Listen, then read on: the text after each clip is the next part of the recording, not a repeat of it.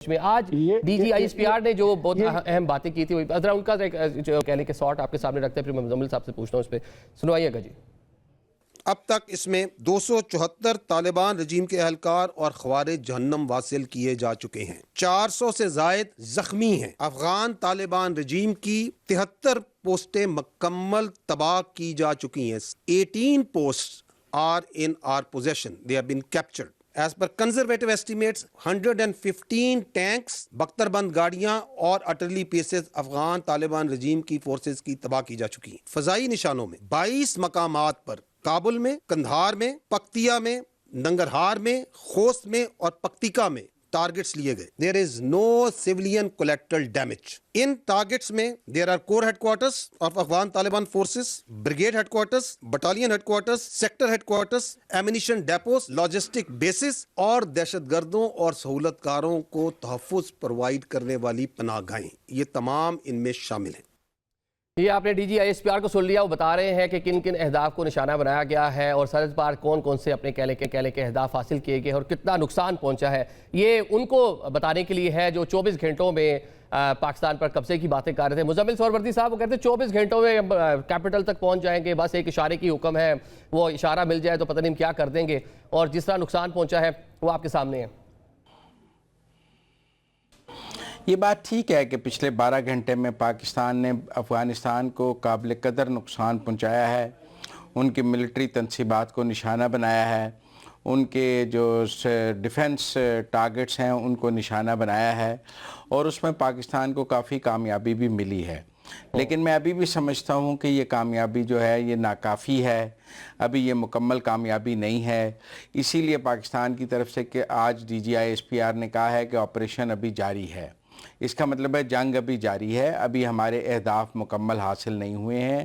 ابھی افغان سائٹ جو مرضی کہے کہ جی اسلام آباد ہماری گردن کے نیچے ہے، ہماری گردن کی دپوچ میں ہے، وہ تو آج یہ بھی کہہ رہے تھے کہ افغان ایئر فورس نے جو ہے وہ پاکستان پر سٹرائکس کی ہیں، جبکہ ان کے پاس ایک بھی جنگی جہاز نہیں۔ وہ بلکہ ان کے اشارہ بشارہ ڈس انفو مس انفو، وہ انڈین سٹائل جو ہے اسکائی نیوز بھی اس کے اندر شامل تھا، وہ بھی بتا رہے تھے کہ یہ اسٹرائک کر دیا افغانستان نے۔ وہ کوارڈ ڈاکٹروں سے کس سے ہوئی ایئر اسٹرائک؟ تو اس لیے ہمیں اس پروپیگنڈے پہ کم توجہ دینی چاہیے اور پاکستان کو اپنے اہداف پر زیادہ توجہ دینی چاہیے۔ میرے خیال میں پاکستان کو ایک ٹائم لائن طے کرنی ہوگی، زیادہ لمبا عرصہ ہم اس کو نہیں چلا سکیں گے، دنیا بھی اس میں آئے گی، اور ہمیں اپنے ٹارگٹس جلد از جلد اچیو کرنے کی طرف جانا پڑے گا،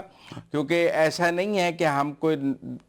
ٹائم لیس اس کو چلا سکتے ہیں، کہ ہم کوئی لمبے عرصے تک اس کو چلا سکتے ہیں۔ تو میرے خیال میں اس سے پہلے کہ پاکستان اور افغانستان کے لیے کوئی درمیان میں آئے یا کوئی صلح ہو، آپ کو پتہ ہے دنیا میں کئی ورلڈ لیڈرز کو جنگیں بند کرانے کا بھی شوق ہے، اور وہ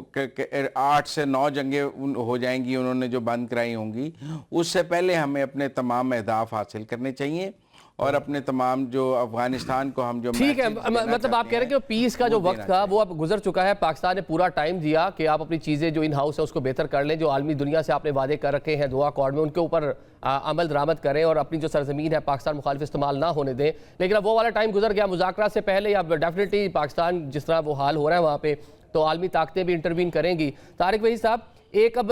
اندر جو انٹرنل افغانستان کے اندر ایک انریسٹ شروع ہو چکا ہے، کل یہ بھی خبریں آ رہی تھی کہ بہت ساری جگہوں پہ اپنے ہی لوگ آپس میں جو لڑنا شروع ہو گئے ہیں، ڈیفرنٹ جو کہنے کے گروپس تھے،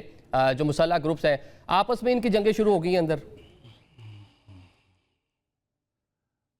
شکریہ عادل بھائی۔ ابھی آپ کے پروگرام سے پہلے میں افغان میڈیا، وہاں پہ جو سوشل میڈیا ہے، وہاں کچھ دوستوں سے بھی بات ہوئی ہے، تو ابھی جو آپس کی جنگ ہے اس کی تو باقاعدہ تصدیق نہیں ہوئی ہے، لیکن پہلی دفعہ میں دیکھ رہا ہوں کہ اس کشیدگی کے دوران افغان عوام جو ہے، جو عام لوگ ہیں، وہ اس سے زیادہ تر لا تعلق نظر آ رہے ہیں۔ پہلے ہم نے دیکھا تھا کہ جو پچھلے سال کشیدگی ہوئی تھی، یا ابھی 4-5 مہینے پہلے بھی جو ہماری کشیدگی شروع ہوئی تھی، تو اس میں ہم نے دیکھا تھا کہ افغان عوام بھی ٹھیک ٹھاک اپنے رجیم کو سپورٹ کر رہے تھے، لیکن اس جنگ میں دیکھ رہا ہوں کہ سوشل میڈیا پر اور وہاں پر جو میں نے پز لی ہے، تو بیشتر جو افغان لوگ ہیں وہ اس جنگ سے لا تعلق نظر آ رہا ہے۔ ایسا لگ رہا ہے کہ وہ اپنے افغان طالبان کی جو رجیم ہے وہ اس کو سپورٹ نہیں کر رہے ہیں، اسی طرح بے چینی یا اس طرح سپورٹ جو پہلے ہم دیکھتے تھے وہ نظر نہیں آ رہا ہے۔ जहाँ तक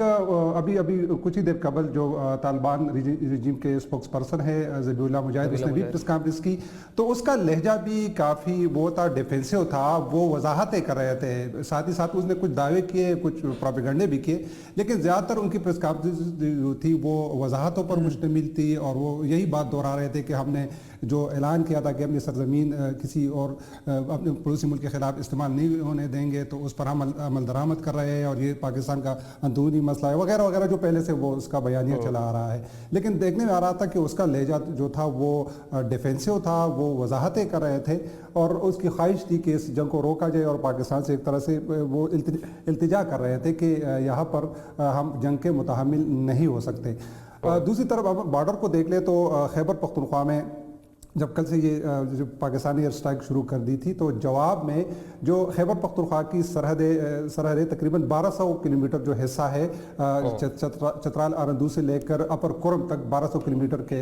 इलाका है, उसमें 8 अजला आते हैं, लेकिन तालिबान रजीम की तरफ से 5 अजला पर जो है वो गोलाबारी की गई। खासकर बाजौड़ में एक घर को निशाना बनाया गया जहाँ पर एक मोटर गोला गिरा, मस्जिद को भी निशाना बनाया गया, बिल्कुल दो नमाजी को निशाना बनाने की कोशिश की। ठीक है, मतलब कि एक तो नुमाइंदा हुकूमत नहीं है, और अब इस बार जो है अफगान अवाम जो है उनको भी समझ आ गई है कि ये लोग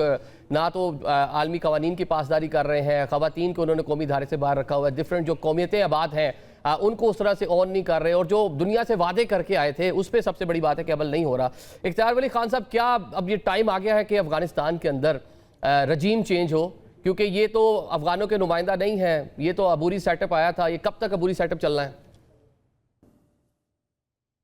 देखिए, इसमें कोई शक नहीं है कि जो वहाँ पर इस वक्त रजीम बैठी हुई है वो अफगान की कोई नुमाइंदा हुकूमत नहीं है अफगानिस्तान की, और वो अफगानिस्तान का एक बहुत ही भयानक चेहरा जो है वो दुनिया को दिखा रही है। तो ये अफगानिस्तान का चेहरा हो ही नहीं सकता। ये तो इक़्तिदार पर काबिज कुछ लोग हैं,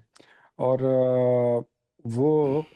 अपनी ही कुछ कवानीन और अपने ही दस्तूर बनाकर वो दुनिया पर ये जो पाकिस्तान आज जिस चीज को भुगत रहा है,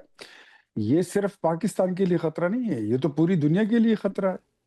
भाई ये तो कल को अगर ये सप्लाई शुरू हो जाए, ये चीज तो यूरोप में भी पहुंच जाएगी, अमेरिका में भी पहुंच जाएगी, इस्लामी मुल्कों में भी पहुंच जाएगी कि भाई पैसे दो, डॉलर दो, दरहम दो, रियाल दो, और धमाके करा लो हमसे, हमसे हमले करवा लो। तो ये तो कोई बात नहीं है। मैं समझता हूँ कि ये अफगानिस्तान में रिजीम चेंज भी जरूरी है, और इसमें भी कोई शक नहीं है कि वहाँ की अवामी हुकूमत हो और नुमाइंदा हुकूमत हो, और इसमें भी कोई शक नहीं है कि अगर हमारी फौज को वाकई में अगर आपने 1 घंटे के लिए खुला छोड़ दिया